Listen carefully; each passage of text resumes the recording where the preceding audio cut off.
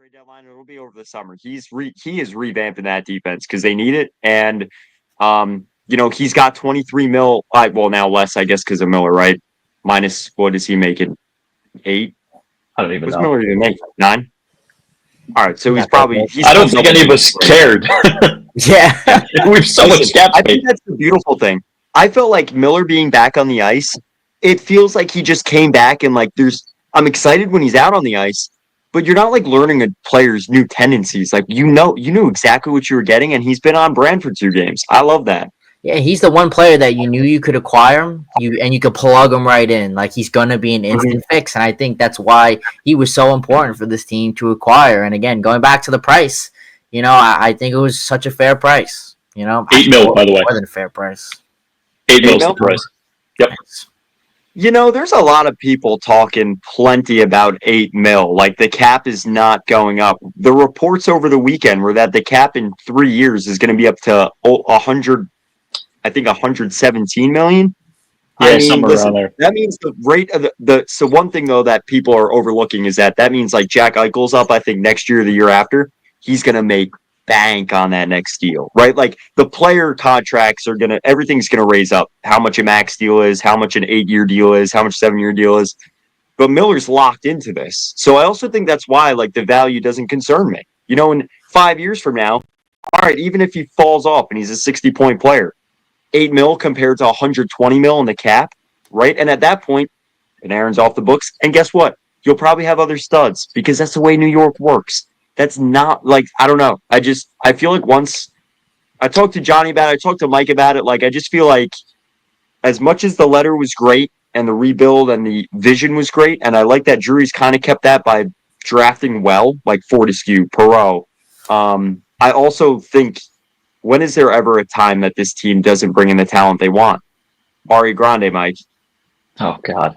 No, but you're right. They do. It's New York. Everybody wants to play here. And honestly, as you were saying that, I was thinking, 5 years, even less, 4 years from now, you move J.T. Miller because he's doing absolutely nothing. I doubt that he would. But even if you move him for basically nothing because you just want to dump his contract, there are Ranger fans that are going to be out there saying, oh, so we have nothing to show for Chytil. Okay, first off, nobody expected him to be a first rounder when he went in the first round. Bob McKenzie didn't even have highlights for him when we drafted him. It was so bad, dude. Okay, the Canucks are probably going nowhere. Poor Chytil is on a sinking ship now. And who knows? JT Miller could get us something, even if it's a President's Trophy, even if I know it's not the Cup, but if he gets us closer, it's better than probably what Chytil would have gotten us. It's just, I hate this Ranger fan, this Rangers Twitter fan mentality of hoarding. Stop hoarding. You gotta give up. Maybe I'm in this mood just because I cleaned out a bunch of clothes out of my apartment to start the semester, but stop hoarding. Get rid of clothes that you don't wear anymore.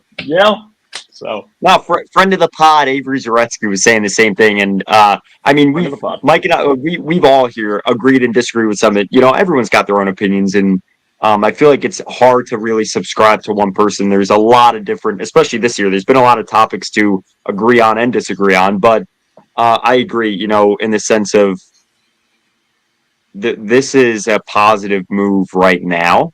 And I think that even down the road, if there are negatives to it, I personally don't look at Jacob Trouba as a disaster in New York. I thought he was great for a long time. When do players really move from a team and it's ceremonious, right? It's the guys that... Yep. Wait.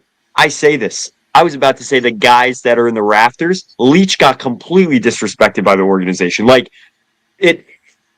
Steve-O, I know you think the same thing with the Yanks, right? How many times do we see players in baseball, in football? Oh, he's gone.